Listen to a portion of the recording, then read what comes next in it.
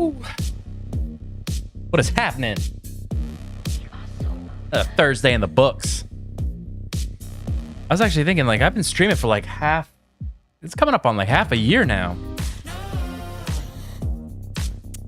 Still ironing things out, you know what I mean? Still ironing things out. Oh, baby. So we're getting better at this, though. We're tightening things up. We're fine-tuning, we're tweaking the knobs and, you know, flipping the switches. We got a good show. We're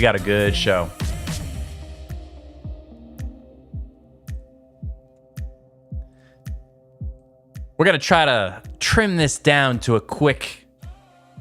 We're gonna try to trim this down to a quick 1 hour segment. You know, 1 hour live stream. A quick in and out. I promise you, that's the only time I'm a quick in and out. Believe that. Grab a drink.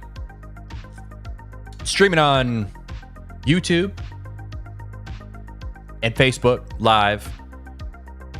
Tried to stream on Kick last week as well, and I gotta mess with that. I apologize to everybody who were sending messages last week. The chatting software that I was using to like make a unified chat was not working. I thought it was working. It was not. So I was not seeing any of the messages people were leaving for me, and I'm sorry. I'm so sorry. So hopefully this week will be better. I have like I feel like I have it pulled up on like several different screens, you know, like just in case. I have it over here, and then I have another window over there open, and then I got a window down over here open just in case. But if I miss it again, trust me, I'm so sorry. I will lose sleep over it tonight. That's how sorry I am. So, what else is new? Let's see. YouTube channel's still growing. We got I think we broke like 6,200 subscribers, I think, last time I checked, and I think we're approaching 550,000 views. So it's climbing. The TikTok, I post.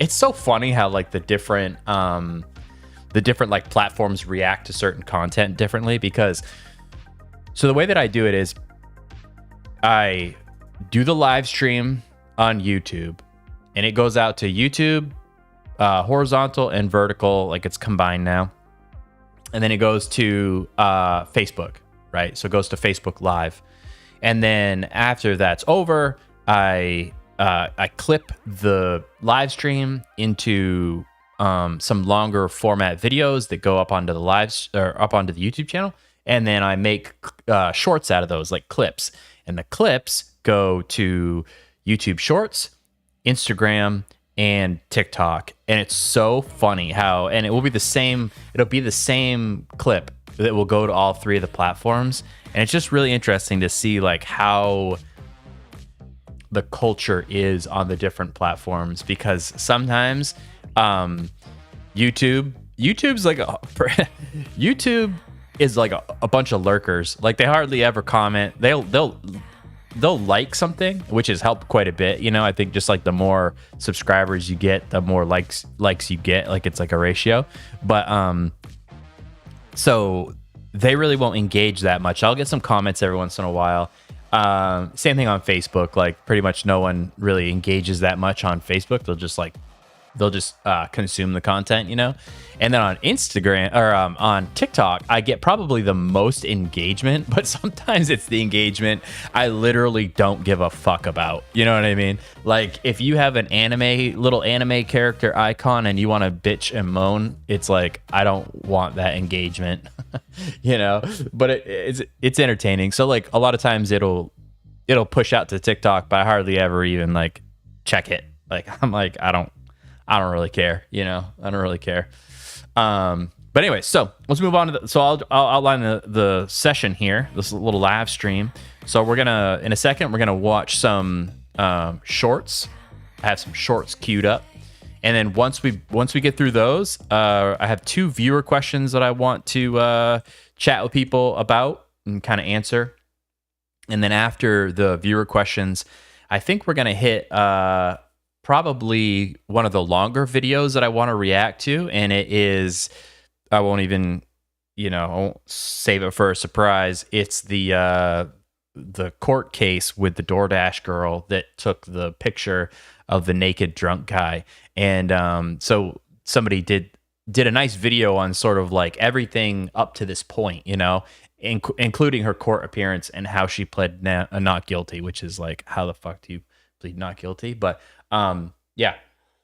And then after that, we will hit the topic of tonight, which is about respect, specifically respect in relationships, and how it really is the foundation for everything. But it reminded me, because one of the viewer questions is a little bit along that route, but it was enough of a tangent that I kind of wanted to make it a separate thing. That way I could answer this viewer's question specifically, and then kind of rant a little bit about respect in a relationship on the back end of the stream.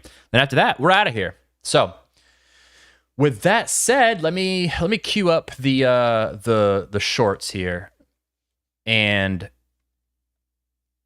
we'll jump right into that because it's fun. I tried to get like a good mix of things. You know what I mean?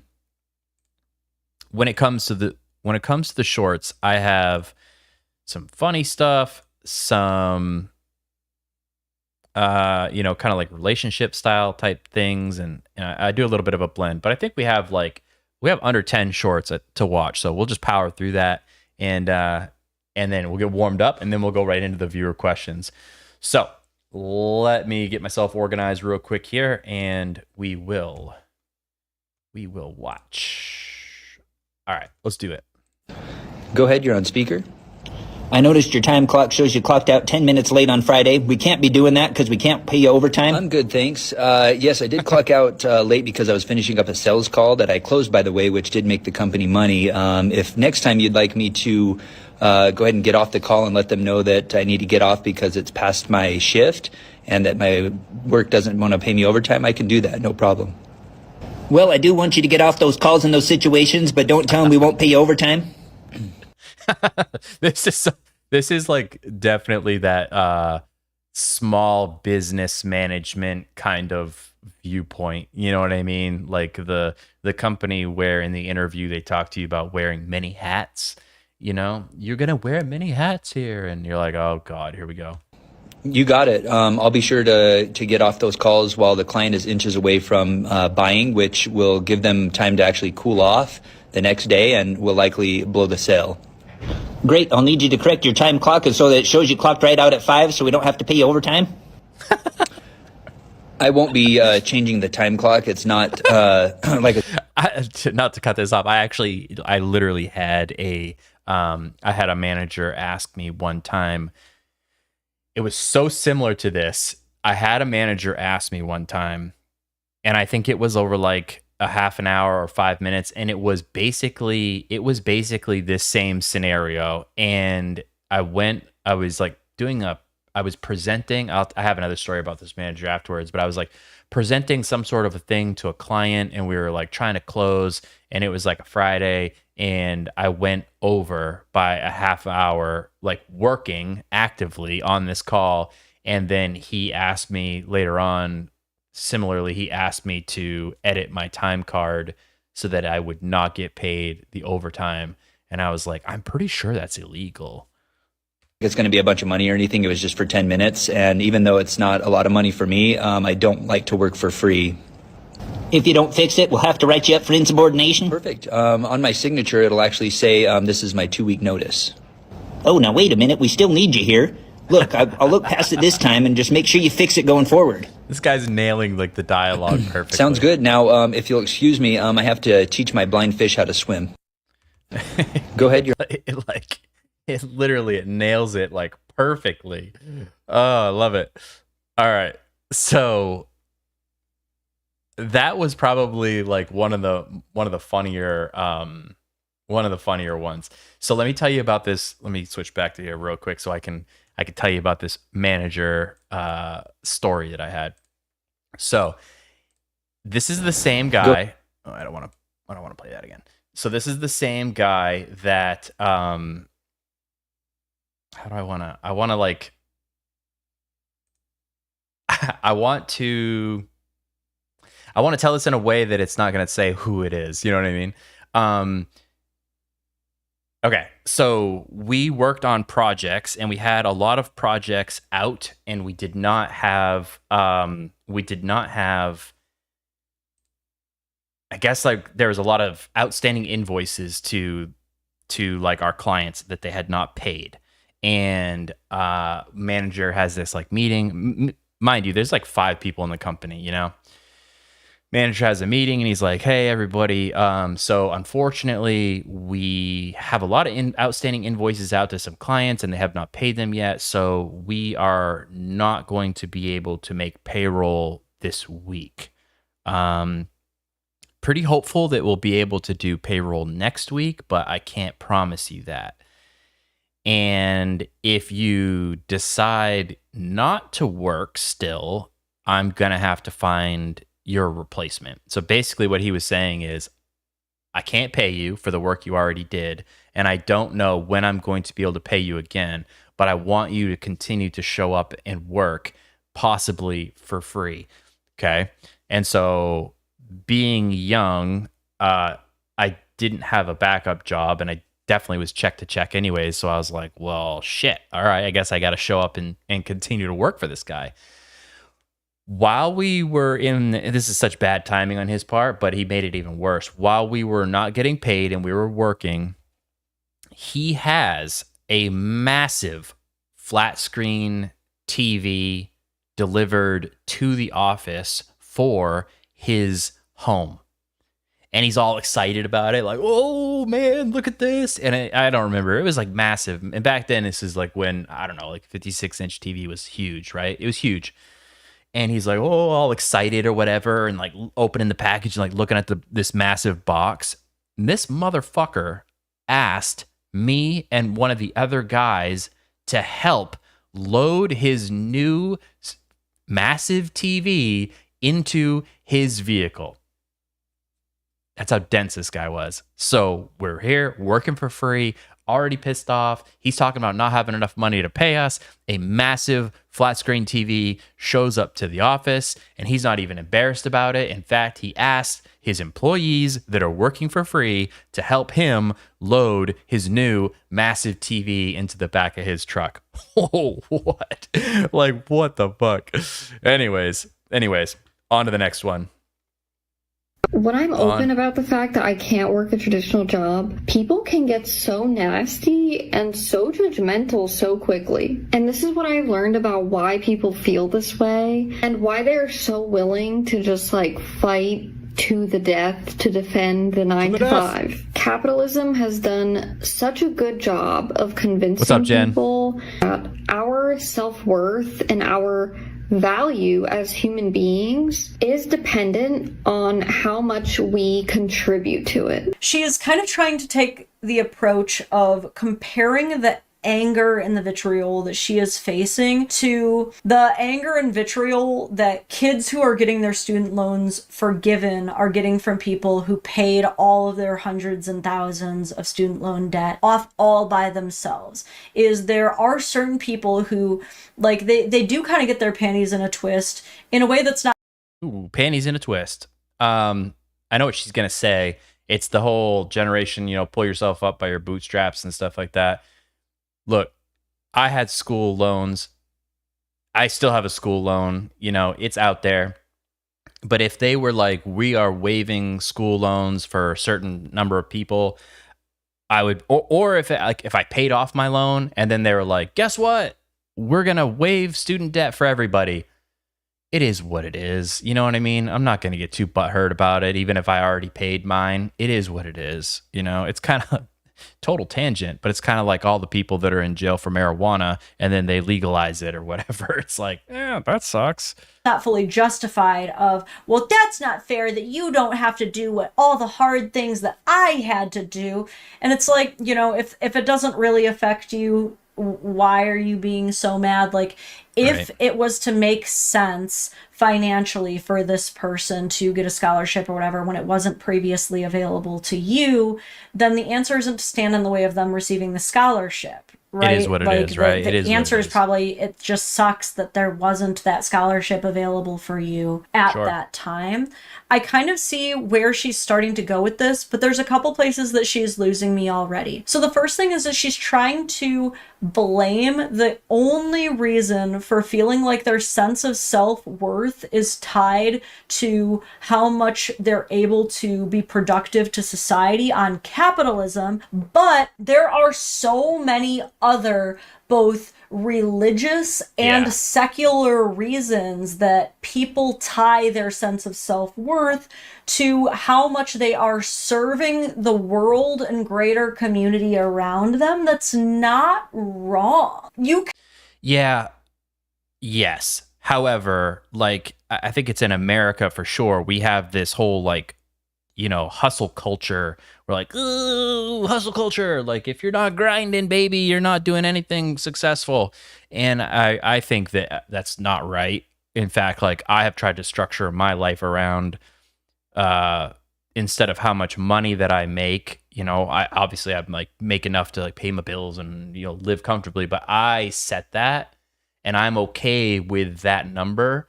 And I don't care if my neighbor over here makes more than that number, because my real currency is free time. That's like how I have structured everything. The more free time that I get, the richer I feel versus the how big my bank account is or whatever. And that is very flipped in American society. That is typically not the way people look at things, but I do think that it changed a little bit after COVID, when everybody had to take the 2-week break to flatten the curve or whatever, some shit. And people were like, you know, this like not working thing's pretty cool, right? And in my mind, that's when it like really flipped for me. And I was like, if we're all gonna die, because, you know, like I was contemplating if the pandemic was gonna kill us all, you know, like I think everybody was at first. It's like, man, if we're all gonna die, like, did I like all this hustle and going to school and all this stuff, like, would I die tomorrow being like, yeah, that was a good idea? And I decided I would not. I would regret that. And I would say, man, I really wish that I took more days off to go fishing or whatever. So at that moment, I was like, okay, moving forward, I am going to structure my life based around free time, not dollars in my bank account. That said, I don't have any kids. So it's like, however much is in my bank account when I die is, I don't know where it goes. But so, you know what I mean? Like, so other people have reasons to stack money in their bank account that go beyond them and their needs. I don't. I am, fortunately, I guess, get to just solely think about myself, and I have prioritized money over, I've prioritized free time over money. Now, all these people bitching about capitalism and stuff like that, yeah, it's not the best system. Agreed. But if you don't have a solution, shut the fuck up, please. Everybody is just bitching and bringing up problems without any solutions. I had a manager one time that I thought was really funny. She told me to do something, and I came in at the end of the day, and she was like, did you do it? Like, how'd it go? Whatever. And so I started to tell her about how I did it, and she was like, she stopped me, and she's like, listen, I don't want to hear about the labor. Just show me the baby. I was like, all right. You know, I mean, like that's kind of makes sense. You go to see a new, you know, a lady just gives birth and you go to see the baby. You're there to see the baby. You're not there to hear about how long her labor was. It just stuck with me. I don't know. Can argue that capitalism is severely flawed and that we should not be like worshiping money at all. We shouldn't be making how we go about our daily lives and how we center our lives around money. Absolutely not. I completely would agree with that, but I don't think it's fair to just be like, capitalism is the only reason that people want everybody to work so hard. Well, yeah, and also because there's a lot of stuff that needs doing. Right after I got divorced, I got into a situation. Facts. All right, let me rewind that a little bit. Yes, there's a lot of stuff that needs to be doing. Exactly. So either help or get out of the way. You know what I mean? Like, it's okay to criticize the system and want to come up with different solutions. That's fine. Come up with solutions. Don't just criticize. That's across the board. That's talking about politics. That's talking about your job.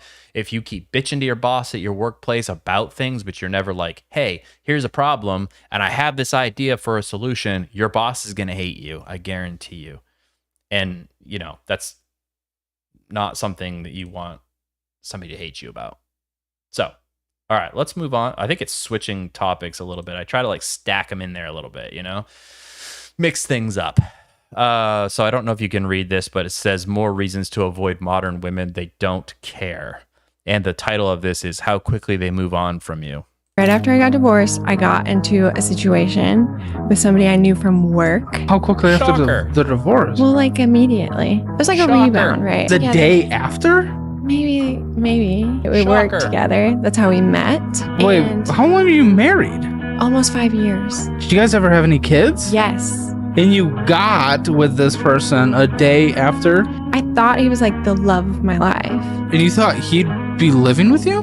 Like, I thought we were going to be together. We were going to be in love. But then that wasn't the case because he was married. Oh my fucking God. Oh my God. Oh my God. So I know this guy on the bottom here. He runs this show where he like financially audits people for like free. So it's like, show me your bills. I'll look at your spending habits and I'll explain why you're in debt and like how to get out of debt and stuff. That I know that's that guy. So apparently this came up in the conversation about her finances and stuff like that. Most likely, I don't know the context of this, but most likely she bailed on the marriage thinking that her finances were going to be okay because she was bailing on the marriage for this guy that she met at work, but he didn't leave his wife. And then therefore she was stuck with all the finances like she couldn't afford on her own. That would be my guess. However, oh man. This is just like this is a lesson for the younger dudes out there. When you break up with a girl and you're sad and you're laying there thinking at night, you know, I wonder if she's missing me. No, she's not missing you. She's actually most likely getting rearranged by another dude already. It's just the way life is. So if you decide to break up with somebody, that is it. Don't think about them again. They are gone. They lost their chance. They will not regret whatever they did. That's just not how women work. Okay. So don't feel bad about it. Don't worry about it. Don't think about it. Just, you know, and I'm not saying that's all women, and I have to throw that caveat in there so that TikTok doesn't get mad at me, but we just listened to some horrible shit right there. She was married for 5 years with a guy and had kids with him, and she thought this other man at work was the love of her life. And shocker, not the case. And also the dude's a piece of shit too because he cheated on his wife. So like equal blame, you know? We regularly have to start all over again. It's that old adage, Socrates was asked why he was so wise, and he was said that he was so wise because he knew that he wasn't wise. In other words, ignorance, a capacity to acknowledge one's ignorance, is at the root cause of sophisticated thinking, that you should be returning to a kind of basic ignorance. Remember the story of Picasso, who went to an art school in old age, and he looks at some children scribbling and doing drawings, and he said, when I was their age, I could paint like Raphael, and now I'm learning again how to paint like them. That's really a story about giving up the old map and allowing oneself to be ignorant again. That's a true gift we give to ourselves when we allow ourselves to say, you know what, I don't know very much at all. People say to me, oh, you must know so much about love or death or this or that. And I rush to tell them, I literally don't know anything. This is not false modesty. It's genuine sense that, with every passing day, I know less.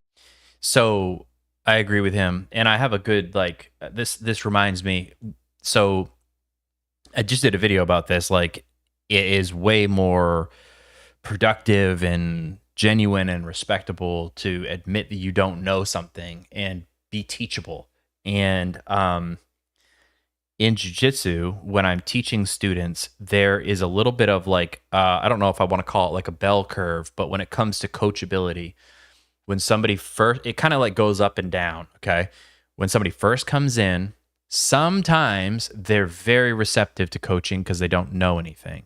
But then like after a year, they know enough to think they know what they're doing. And then it's very hard to coach them and tell them, hey, listen, I know what you're doing right now is bringing you success, but it is not going to bring you success at higher levels. So let's fix that now. It is difficult for people at that stage to listen to their coach. Then later on, people can become way more coachable as they've learned more, because at that point they've realized that there is no end to learning and that they'll always be a student if they have the right mindset, and they're much more coachable. So it's way better to go through life admitting and embracing you don't know something so that you can get better. You can learn more things. That's the whole point. Less. You need to understand them kids not gonna be in that household forever. Facts. You want your man there forever though. You want that man to stand there next to you through thick and thin, sick, weakness, and y'all deathbed. And right now, you ain't showing You ain't showing that type of attitude to that man. Facts. You can be a great mother and a great wife at the same time. Or you can be a great mother and a terrible wife.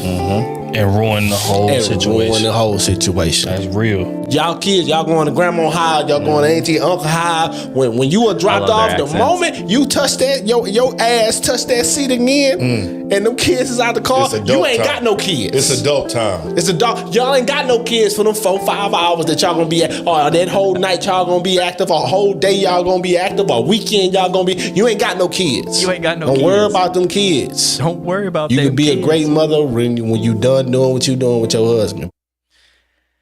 Yeah. Oh man, I've actually like seen quite a couple articles and stuff on this, and it really like sort of flies in the face of, I don't know if I want to call it like modern parenting or whatever, but typically the way that it is like,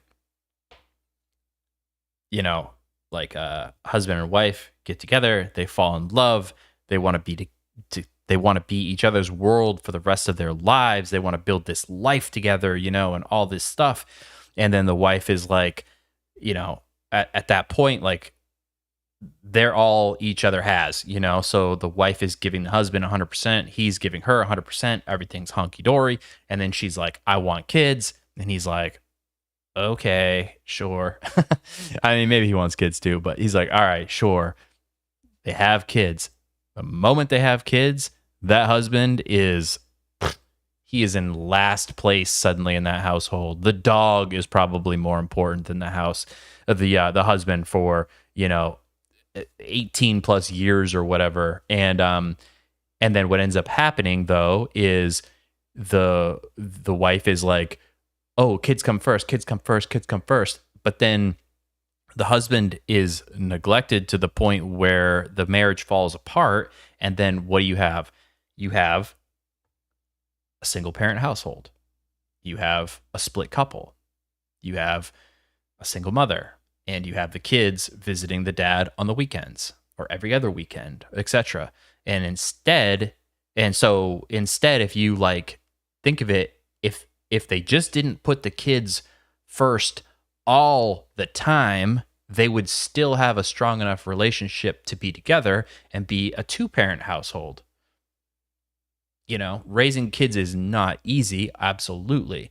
However, we've done it for thousands and thousands of years in fucking caves with tigers outside, and I guarantee you, the kids got some attention, but survival came first, and we survived. We did fine. And I would argue that kids nowadays are not better than kids 50 years ago, pretty much on any spectrum, behavior, school, jobs, career, everything. Like it's so what we're doing isn't like actually proving to be the correct thing. It's proving to not be the correct thing. So, it is what it is, but don't worry about them kids. Can we go out to eat? Look at what I look like. You think I want to go sit down somewhere? Look at my skin. Why didn't you do your makeup? I didn't feel like it. We're not doing anything. Oh, I wanted to go have breakfast somewhere.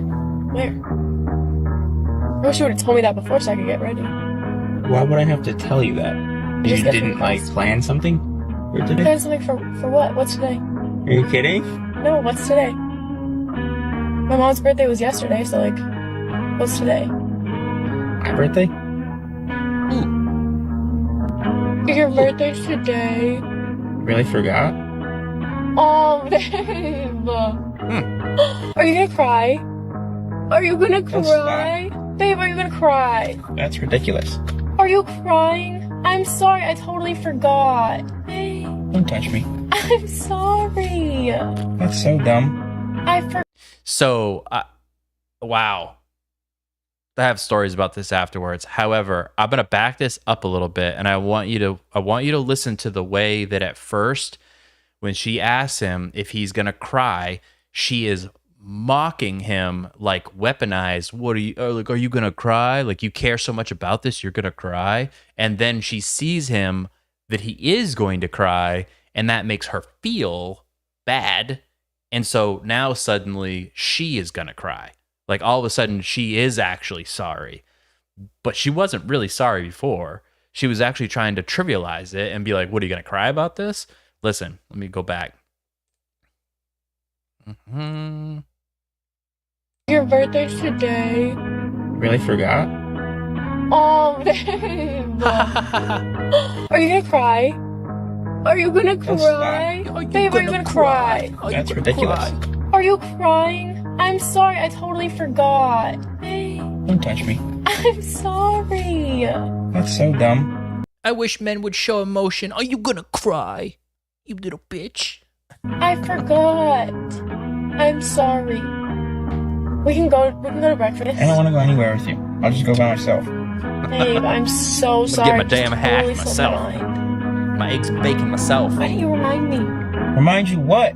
Of my birthday? Like what? Do you have to remind me of your birthday? No, I planned a whole bunch of stuff for your birthday to make it so special for you.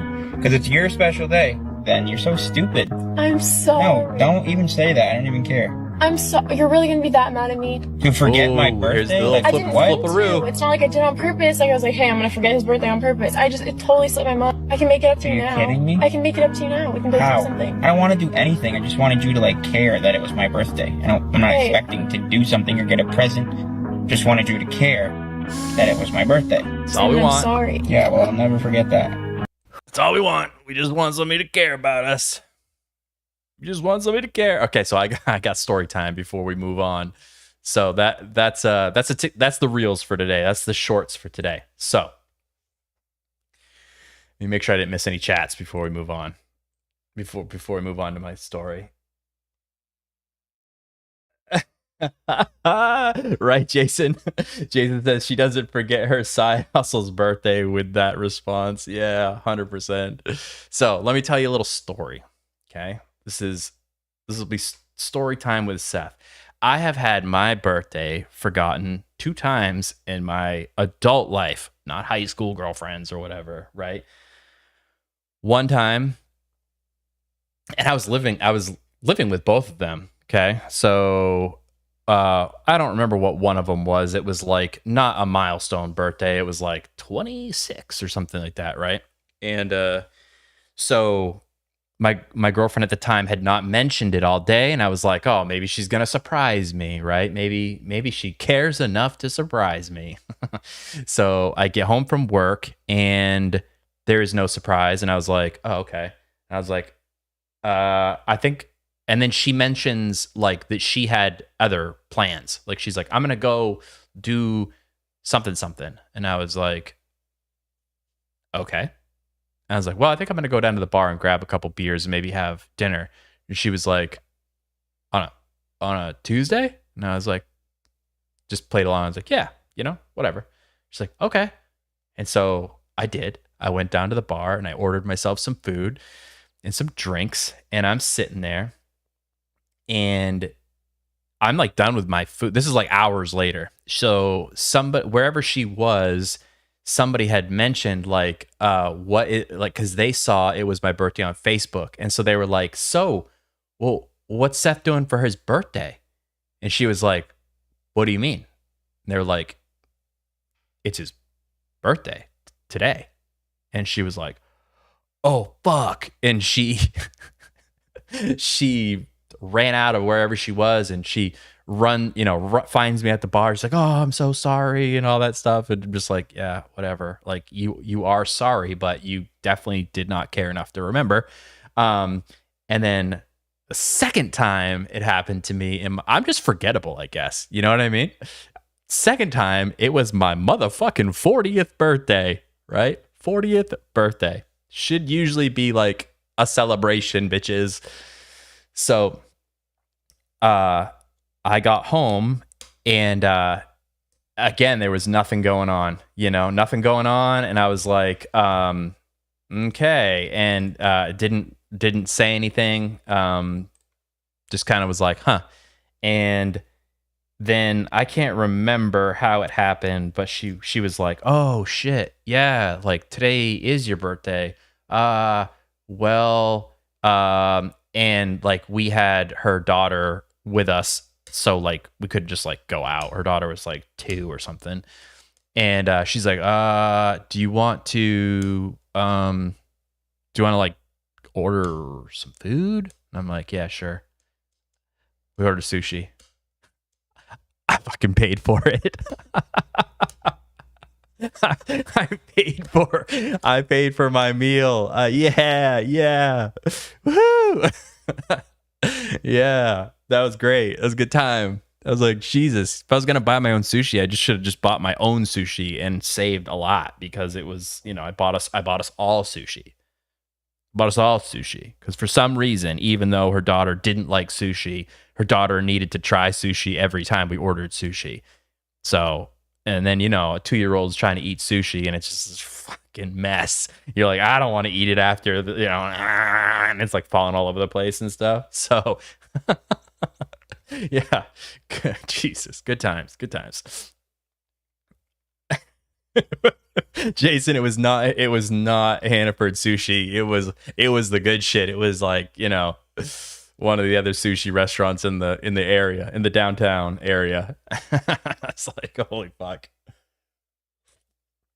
All right, switching this is definitely not going to be an hour-long stream because I get sidetracked so much, but we're going to switch gears now. We're going to talk about some viewer questions here. So I got two viewer question topics that we'll hit real quick. And let's see. The number one. So yeah, there we go. So the number one thing, or the number one question that somebody had for me was, at what point do you stop trying to find yourself and just commit to something?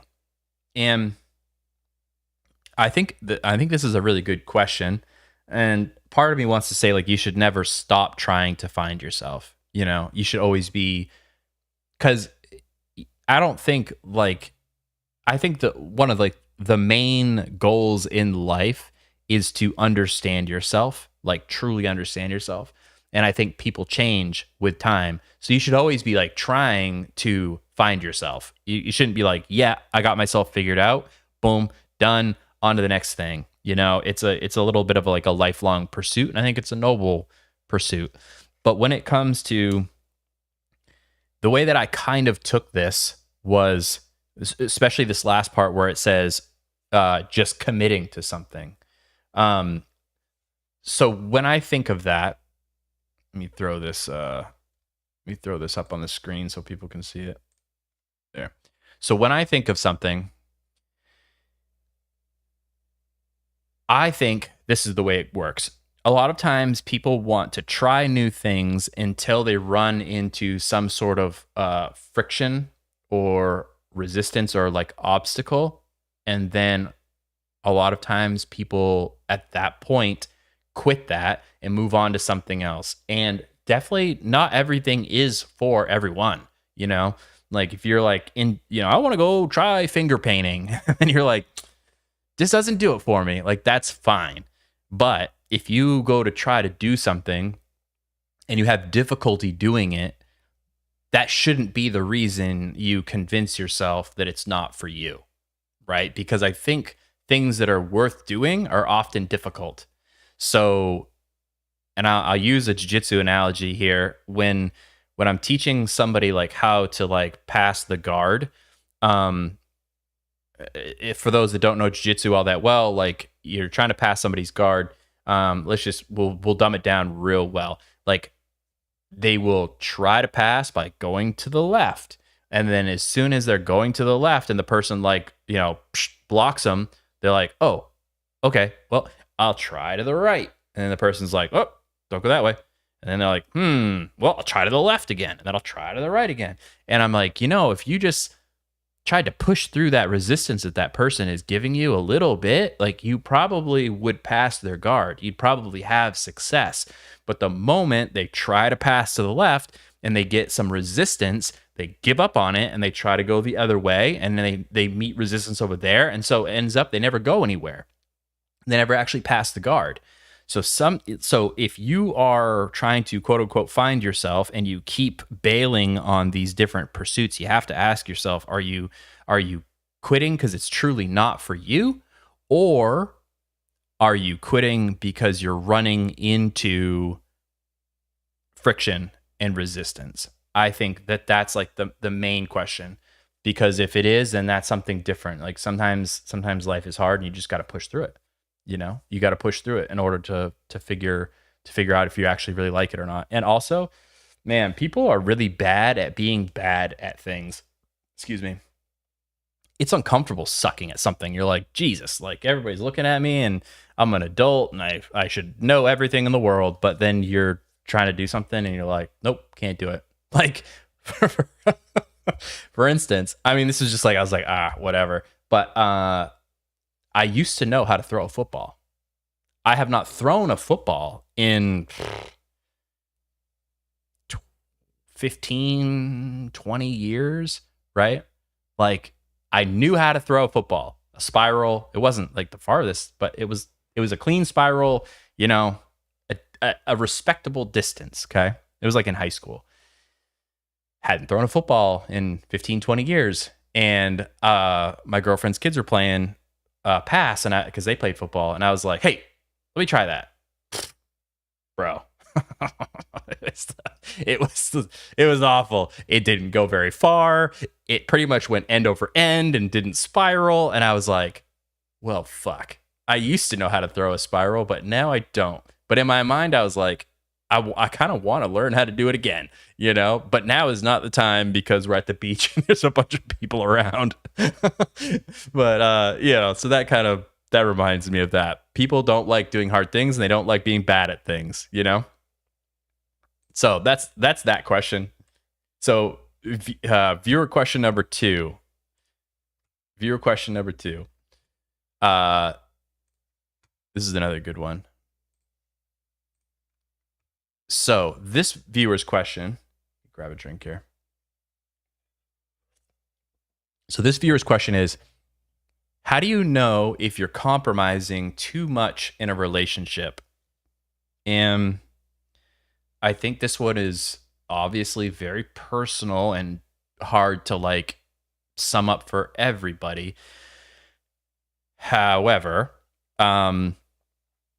I guess I've only been a man my life, so I can only give you a perspective from a man's point of view. And I think this viewer was a gentleman as well. You have to make sure that in a relationship, you are building a life together and not just building the life that she wants. You need to be building towards a life that you want as well. And this kind of flies in the face of the whole happy wife, happy life thing. And I know men are problem solvers, so when their woman comes to them and they're unhappy, a lot of times it is like in our just like second nature to want to make them happy and try to fix things for them. But like, you got to be careful because that is a slippery slope. Compromise, right?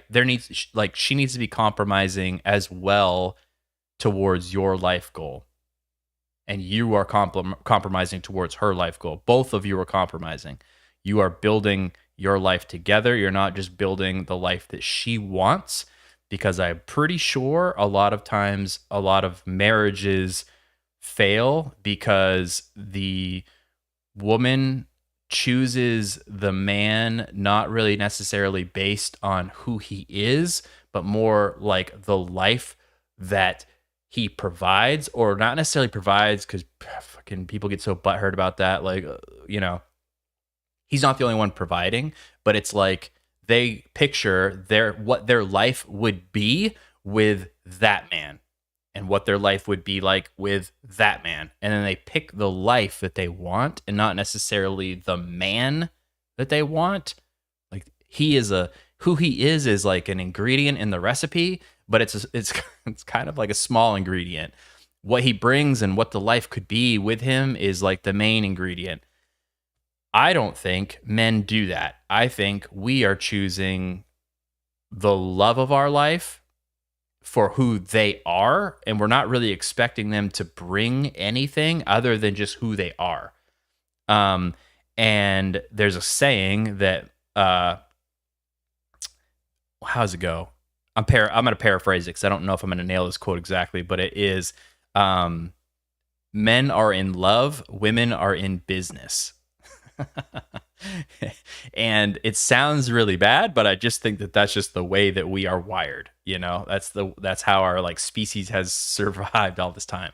And it doesn't necessarily mean that like, she doesn't love you and all that stuff, but it is different. I will go to the grave. Men and women love differently. 100%. You will not be able to convince me otherwise. And it's not saying that one is more than the other, etc. It is just different. And we're made to be that way. Men are made to die for the person they love, right? Intruders at the door. The dude's jumping up, in the cave with the spear, and he's going to go fight that tiger so that the wife and the kids don't die because he loves them that much. Now, if it was flipped around, the wife is not going to jump up and go face the intruder because she might die and she doesn't want to leave the kids alone. You know what I mean? So it's like this two thing, like the husband will die for the wife and the kids. The wife will die for the kids, not for the husband. It's just the way it is. So be sure that you are building a life together and not just a cog in the wheel to achieve the dream that she wants. That's pretty much the best way that I can phrase it without getting too many people angry at me. So, sweet. All right. So that's the viewer set. I try to pick two. Sometimes I might pick more, but we got a good we have the TikTok. We had the TikTok sensation video to go over, the one where she filmed the drunk dude naked on the couch and then claimed that she was sexually assaulted, and then it backfired on her horribly. So I want to watch this video and kind of catch myself up on what the hell's going on with that, because that is a crazy story. So let me find that real quick. It is here. All right, so this video is TikToker humiliated in court after caught lying, and Atozi is the name of the channel here. So props to them. Let me just check comments real quick. Make sure everybody's still happy. happy as it can be. All right, cool. I love how this is the perfect screen to start this on. All right, let's check it out. TikToker was just humiliated in court after it seems like she was caught lying. As the woman known as the TikTok DoorDash driver, she went from telling the internet that she was a victim to standing in front of a judge on felony charges. And unfortunately, instead of being seen as a victim now, the DoorDash girl is kind of coming across like a joke. Beyond her TikTok account, this court appearance is our first look at the Oswego DoorDash driver fired for posting video. Hold up. Is this reporter drunk or like about to have a stroke? She sounds like she's 95, like barely able to read the teleprompter. Of a naked customer, 23-year-old Olivia Henderson, arraigned this morning on charges of disseminating unlawful surveillance. Arraigned on charges of disseminating. What's this say? Henderson's accused of recording and posting video of a customer taking. It's like a mix of freaking Joe Biden and RFK. Falling asleep with a worm in her brain. Through his front door as he lay drunkenly unconscious on his couch in October. She was accusing him of called police, who in turn arrested her. This got national attention on social media. Henderson's back in court after the new year. Like, dude, how do you go from delivering Wendy's to potentially serving prison time? How does one TikTok spiral into a whole legal saga? Because somehow, this is exactly what happened to 23-year-old Olivia Henderson in Oswego, New York. So let's go all the way back to the start, because the details matter here, especially now that everything she originally claimed seems like is going up in smoke. Because it seems like there's a whole lot of evidence that's coming out now. So on October 12th, Olivia was out doing DoorDash and she gets an order. The customer tells her to leave the food at the front door. And that's very important to note because that's key to the story. She drives over, walks up to the house, and this is where she decides to take the story into a direction that makes, my brain itch. It doesn't make sense. I don't know why she would ever do this. So instead of leaving the food where she's supposed to, she takes her phone and starts recording through the doorway. And in the TikTok that she posted right after this, she said the front door was wide open. And that's where the customer was lying on the couch, exposed right in her line of sight. 3 days ago, October 12th, 2025, I was a victim of SA by a DoorDash customer while I was doing my job as a DoorDash. I'm sorry. Just look at her. She's on a spectrum of something. She's on some sort of a spectrum. The nose ring is probably ordered. She has her appointment scheduled to get it. It's coming. Dash driver. Excuse me if you've already seen this. This is my third time posting this because TikTok keeps silencing me and taking my videos down and giving me strikes. God, so on October 12th, 2025, the DoorDash customer requested that their order be left at their front door. When I arrived at their front door was wide open. Their lights were on. And they were sleeping on the couch within eyesight of the front door with their pants and underwear pulled down to their ankles, and they were indecently exposed to me. She made it sound like he was all right. I mean, the story is so funny on multiple different levels, right? This fucking poor guy gets hammered, drunkenly's like, God, you know what? I could use a snack. And then he orders a snack. Yeah, let's order a fucking $40 cheeseburger. Yeah, that's a good idea. Well, what should I do while I wait for my cheeseburger? Don't mind if I do. And then he's like, basically staging himself nude for her arrival. And in this video, and literally everyone after that she posted, she's emotional and telling millions of viewers that this man harassed her by showing himself on purpose. And of course, TikTok reacts exactly how you would expect. You have outrage, sympathy, stitches, duets. It was really all over the place. An original video rockets all the way up to 30 million views. And people start either calling her brave or calling her a liar. And 30 million people saw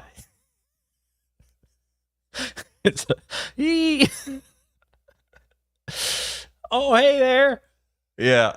Once her video blew up, Olivia went full speed into the victim narrative. She posted follow-ups saying TikTok deleted her video to silence her. She claims that DoorDash fired her for reporting what happened, and she said that the police were not helping her. But yeah, I reported it to DoorDash, and DoorDash did ban the customer.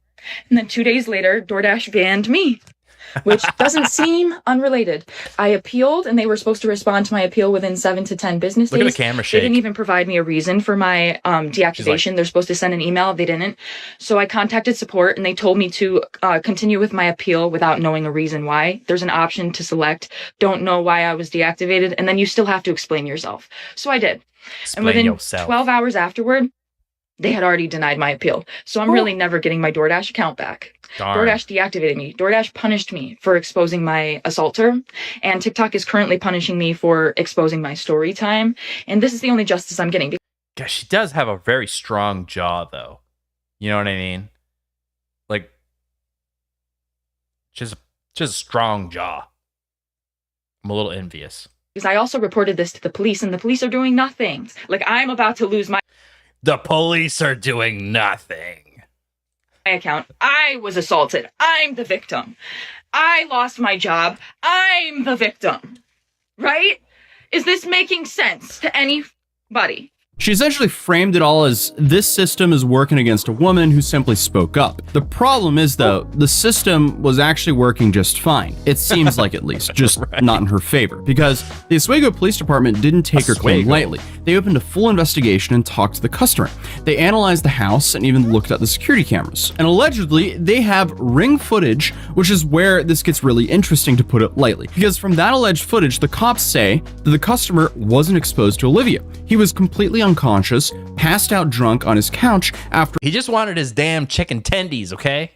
For a night out. So this is where the part comes that turns us from a misunderstanding to, wait, this is a crime. Because police say the door wasn't wide open like she claimed, because there's alleged ring video footage reportedly showing her opening the door. And I still cannot wrap my head around why she would ever do that, because what do you mean she opened the guy's door, TikTok recorded him duh. semi-naked, and then posted it online and thought, hey, this is a great idea. I'm totally gonna make myself a victim and get away with this. It doesn't make sense. Why would you ever do that to someone, let alone to yourself? Because you know that's a crime. Now, obviously, this detail changes the entire case, because then she allegedly didn't walk up to an exposed man. She allegedly walked up to a closed door, opened it herself, saw a guy who wasn't conscious, and then pulled up her phone and recorded his naked body and posted it to the internet for everyone to see for, I guess, attention. Like, seriously? Hello? How do you even defend that? Your Honor, the lighting made it look...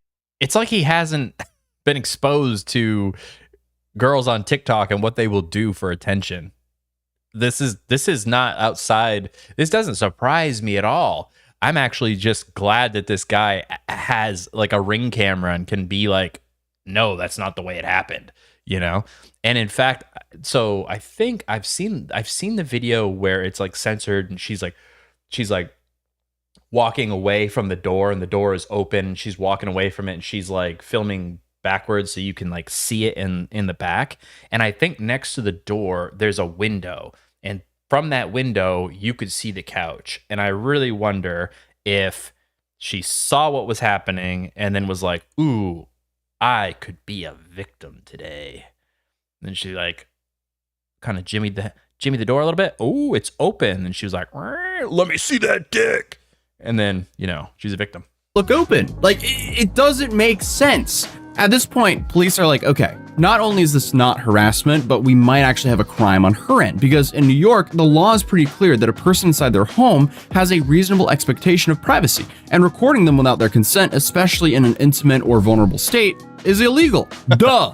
But posting that footage is also illegal. So she didn't just break some DoorDash rules, she broke the laws that exist, specifically to stop people from doing exactly what she did. I guess this is just the first time it was done in a DoorDash context. But fast forward to November 14th. This is when Olivia gets arrested, and not for what she claimed. She's charged with second-degree unlawful surveillance and first-degree dissemination of an unlawful surveillance image. Both are apparently Class C felonies, each carrying up to 4 years in prison. So yes, the math is still correct. 8 years in total, worst case scenario. So 8 years for a TikTok that she filmed, edited, and posted herself. Now, will she get the max sentence for this? Highly unlikely. But I also really wonder if these people ever stop and take a look at the footage they're posting and go, huh, I wonder what could go wrong with this. Because I'm still kind of caught up on the fact of like how she thought posting this for millions of people to see was a good idea. So now we have the update. On December 4th, she has her arraignment. So she shows up to the Oswego City Court, and yes, the vibe shift was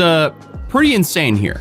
The Oswego City judge allowing News Channel 9 to record the proceedings. The first look at 23-year-old Olivia Henderson outside her popular TikTok page. Their front door was wide open, and they were within eyesight of the front door, laying on the couch, indecently exposed to me. This is her last post, published October 26th, 2 weeks after her now deleted video causing this controversy.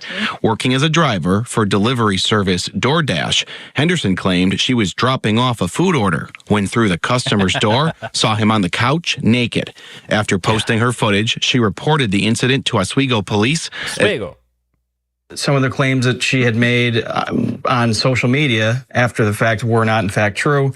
Investigators determined the man, drunkenly unconscious on his couch, did nothing wrong. But he found out lewd images of him were published for thousands of TikTok users to see. So police criminally charged Henderson with 2 counts related to unlawful surveillance. Court documents accuse her of recording, quote, intimate parts without consent when he had a reasonable expectation of privacy. And to all those that have been supportive of me during this time, thank you so much. For as talkative as she's been on TikTok until now, she had nothing to say while leaving the courthouse. Livy, do you want to say anything about what happened? Because this is the same person who had no problems telling millions of strangers about what happened in multiple videos, but suddenly, when reporters ask her questions in person, she has nothing to say. Her lawyer waives the reading of the charges and enters a non-guilty plea. The judge then lets her go without bail. Look, I'm not a lawyer, but not guilty. I don't know how you're going to prove that one. That one's going to be difficult.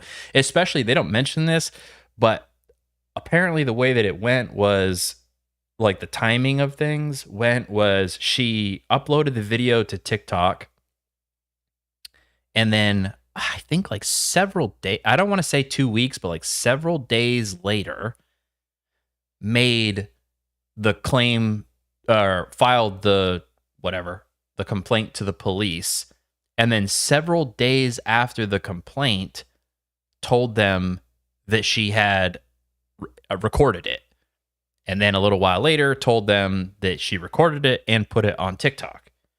And then when she first put it on TikTok, I guess it shows the door not as open, and then she deleted that video from TikTok and uploaded another one that showed the door wide open. So, like, yeah, not guilty, obviously. But the moment she steps outside of the courthouse, it became crystal clear that the energy has completely flipped.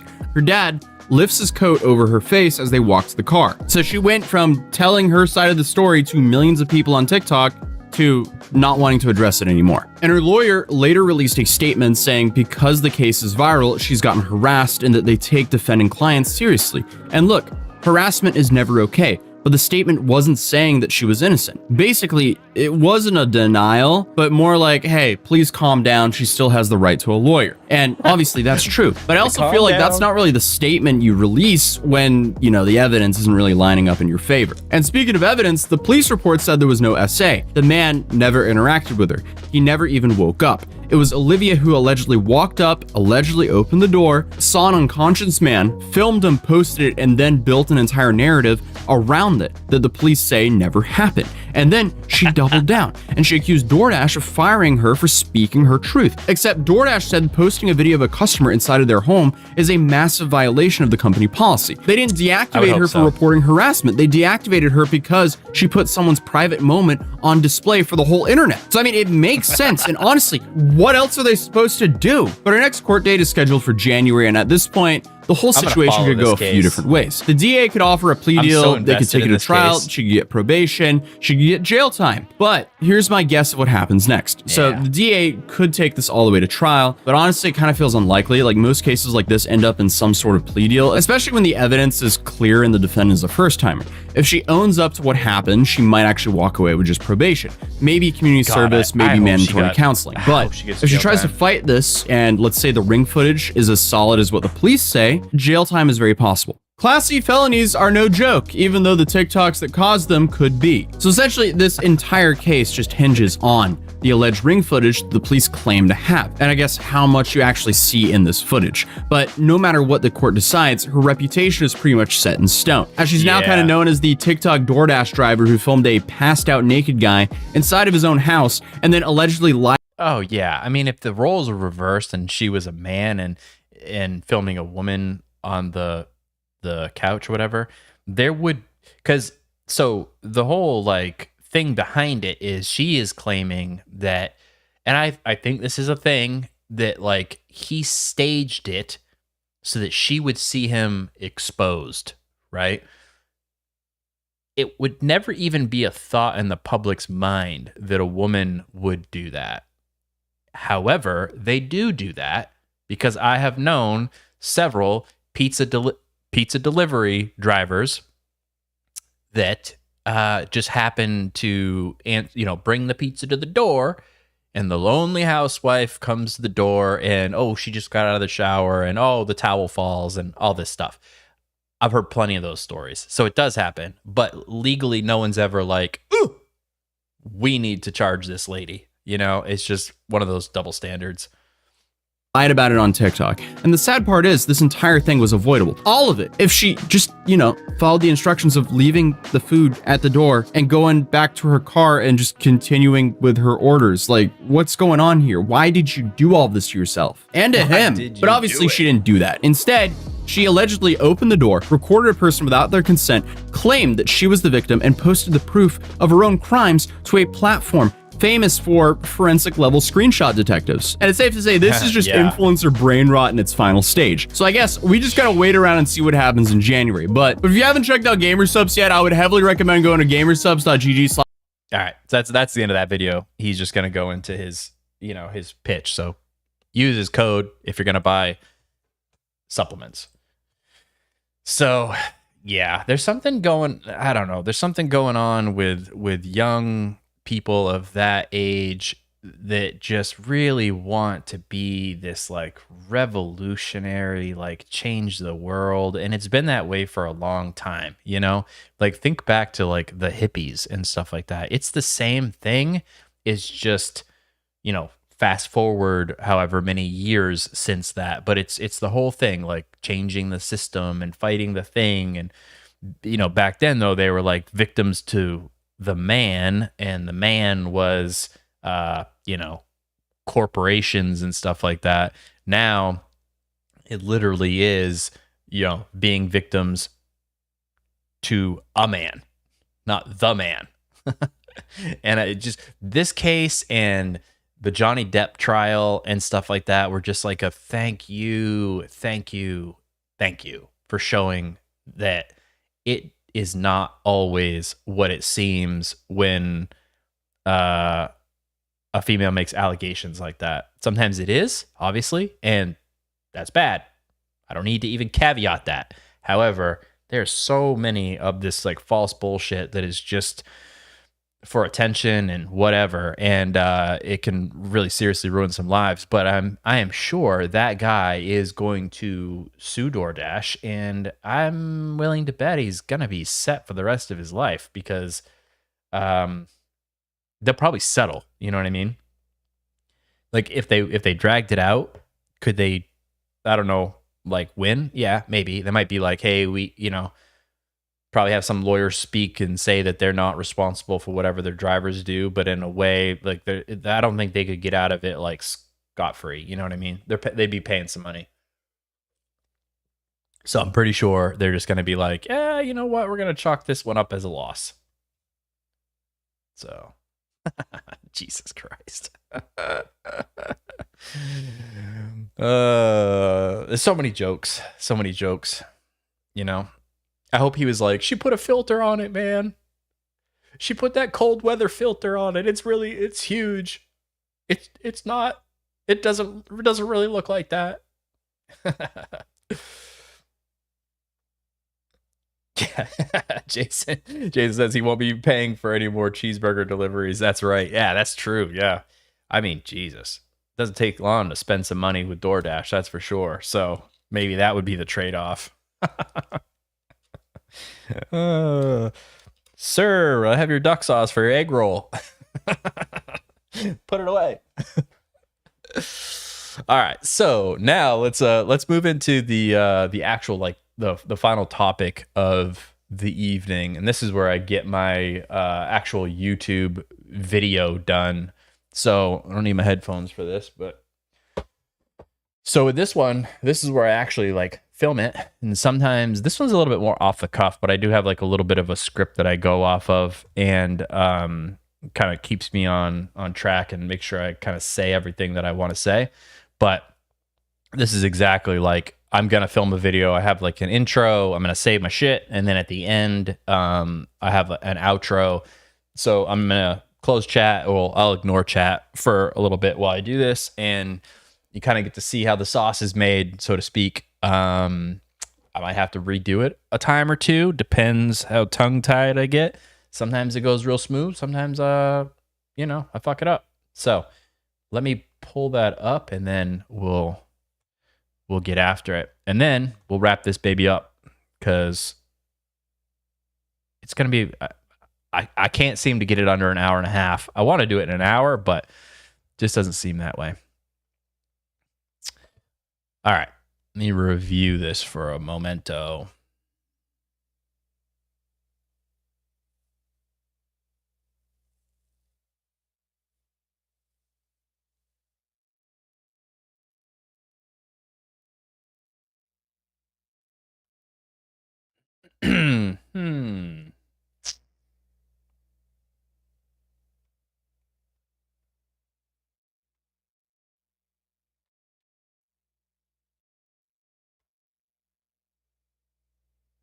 All right, how do I want to open this one?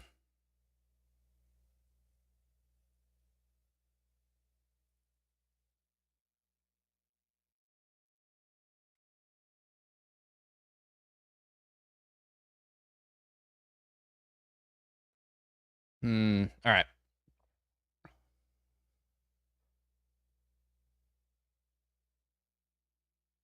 If respect dies in a relationship, I can promise you everything else will die along with it.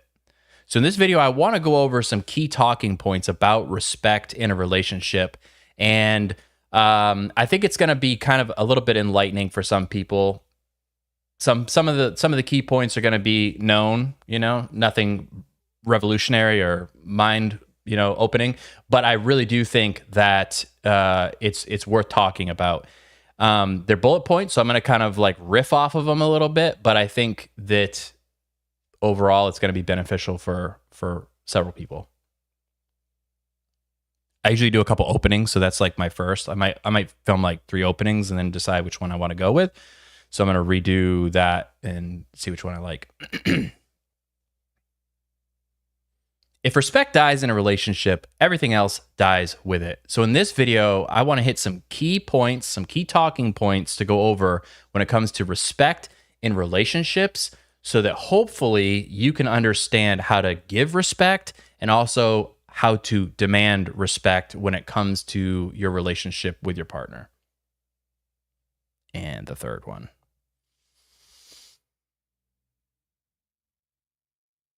Respect in a relationship is everything. It is the foundation. When respect dies, everything else dies in the relationship along with it.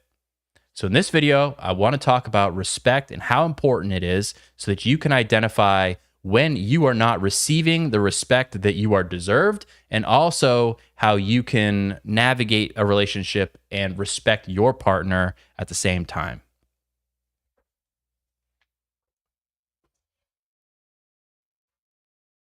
All right, that's pretty good. Move on to the actual talking points now.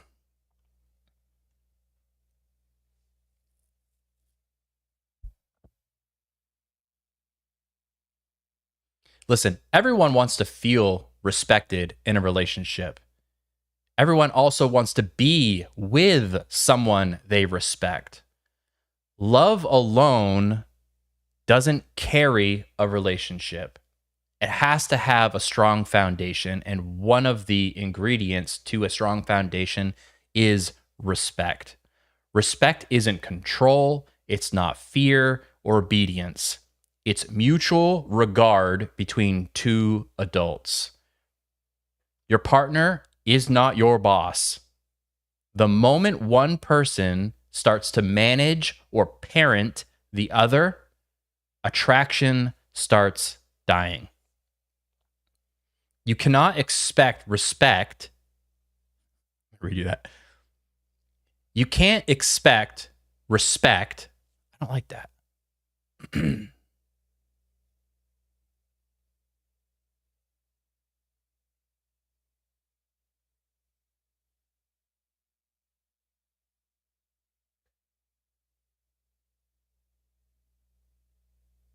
You can't expect someone to respect you if you don't have self-respect first.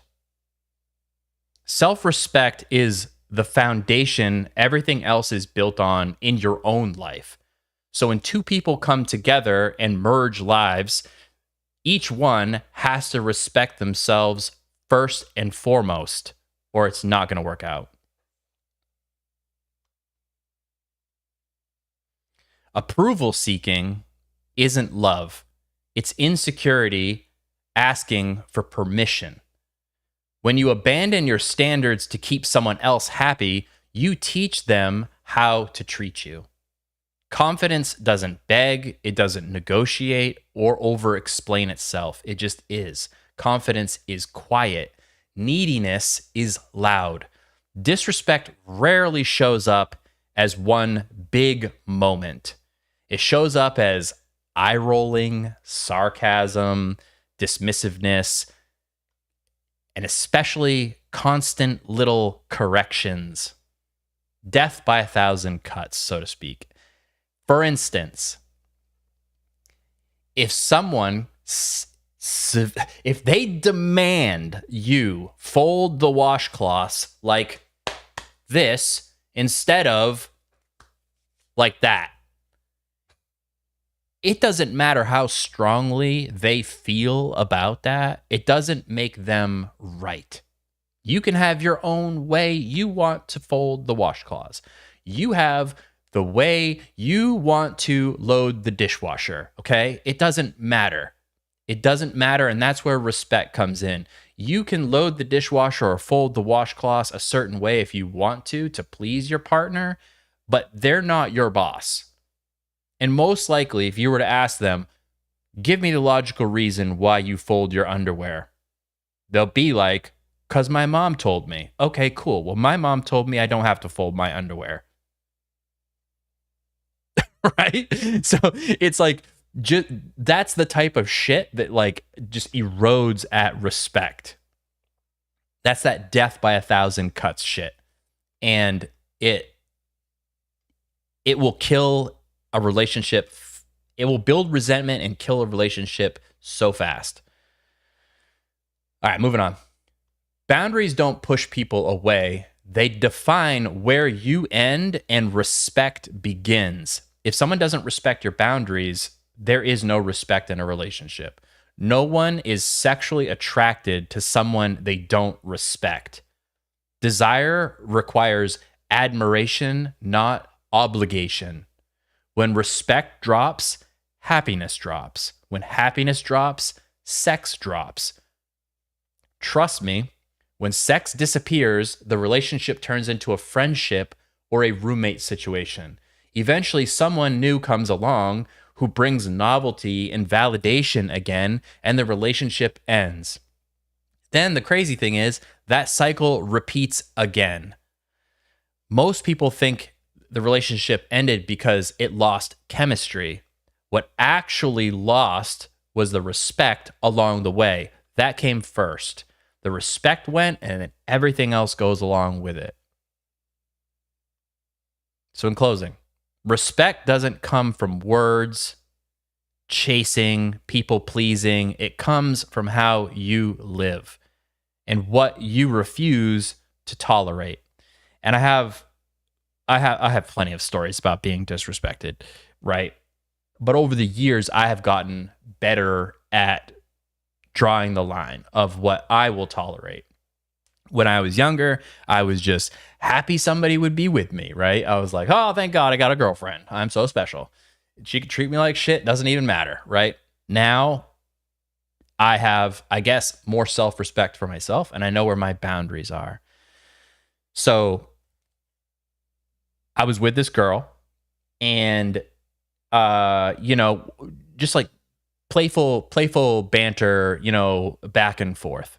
And she was like, she called me. So instead of being like, oh, you know, I don't remember the exact situation, but it was playful and we were joking back and forth. And instead of her being like, oh, you're such an asshole, you know, like, oh, you're a dick, you're an asshole, like that type of thing, she called me a bitch.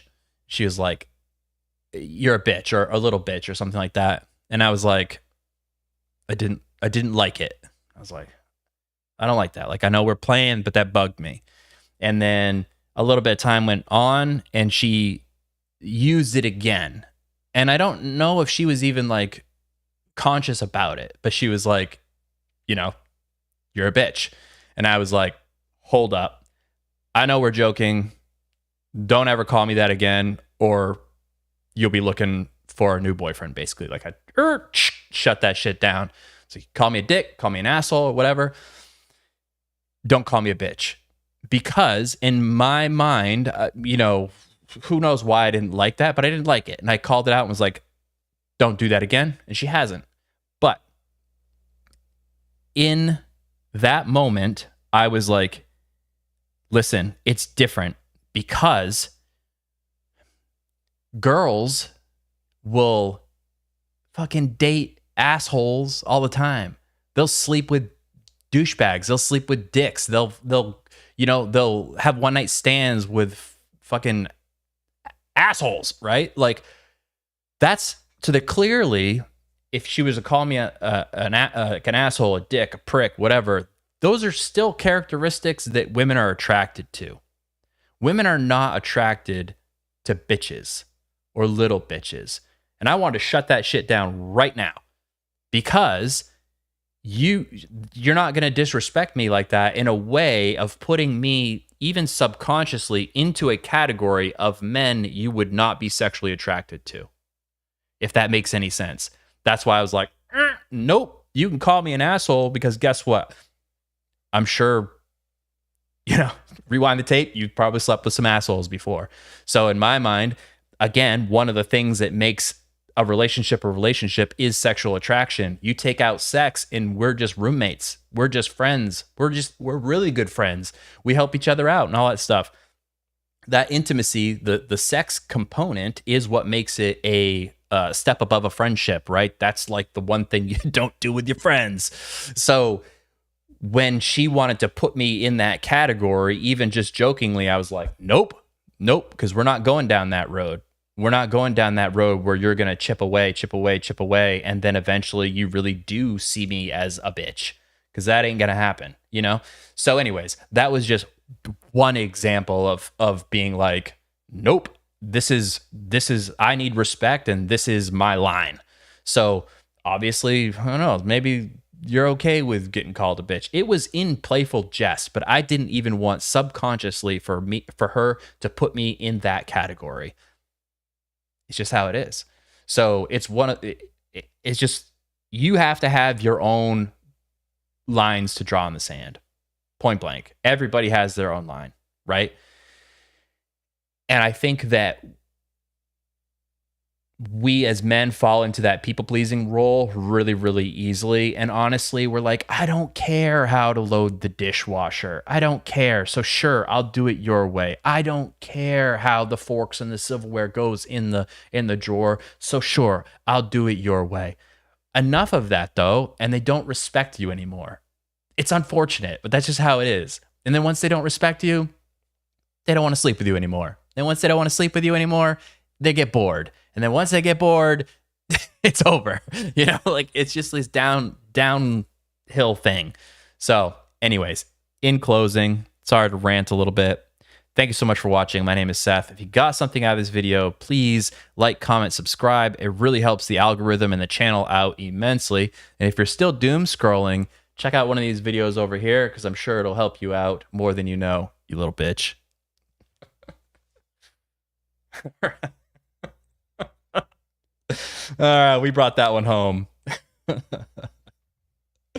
was good stuff. Good stuff. What's up, Ashen? Ashen Wolf? How's it going? What are you up to? Sorry, I missed it while I was ranting, doing my my video. All right, so that is it for the stream. Thank you for stopping by, everybody. We'll be live Christmas is next week, so we will not have a live stream next week, just due to the holidays. But then after the holidays, I don't know what day New Year's falls on, but it doesn't matter. I'll still live stream anyways. So not this next Thursday, but the Thursday afterwards, we'll be back at it back in the saddle again, so to speak. So, all right. Thank you so much for watching. I will catch you all next week. Peace.